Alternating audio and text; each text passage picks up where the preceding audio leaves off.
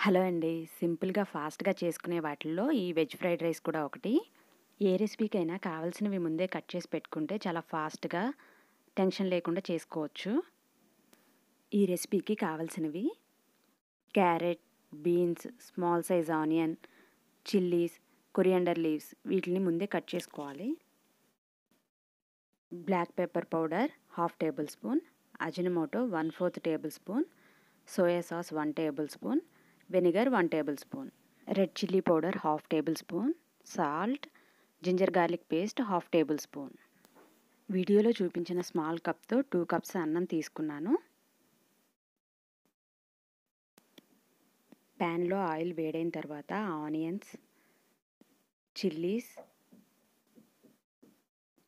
Carrots, beans వేసుకుని కలుపుకోవాలి. Carrot beans 30% cook అయిన తర్వాత అందులో ½ టేబుల్ స్పూన్ అల్లం వెల్లుల్లి పేస్ట్ వేసుకుని కలుపుకోవాలి. అల్లం వెల్లుల్లి పేస్ట్ పచ్చివాసన పోయేదాకా కలుపుకోవాలి. అంటే 3 మినిట్స్ కలుపుకుంటే సరిపోతుంది.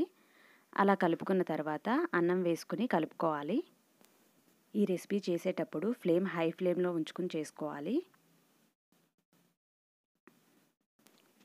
రైస్ కలుపుకున్న తర్వాత అందులో black pepper powder ½ tablespoon, red chilli powder ½ tablespoon, Ajinomoto 1/4 tablespoon, soya sauce 1 tablespoon,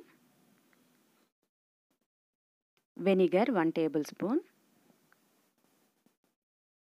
salt వేసుకుని ఇవన్నీ రైస్కి, వెజిటేబుల్స్కి పట్టేలా కలుపుకోవాలి. ఫైనల్గా కొత్తిమీర చల్లి వేడివేడిగా సర్వ్ చేసుకోవడమే. ఈ రైస్కి టిప్స్ ఏంటంటే వెజిటేబుల్స్ 70% వరకు కుక్ చేసుకోవాలి. అల్లం వెల్లుల్లి పేస్ట్ వద్దనుకుంటే అల్లం వెల్లుల్లి పీసెస్లా కట్ చేసుకుని వేసుకోవచ్చు. అన్నం పొడి పొడిగా ఉండేలా చూసుకోవాలి.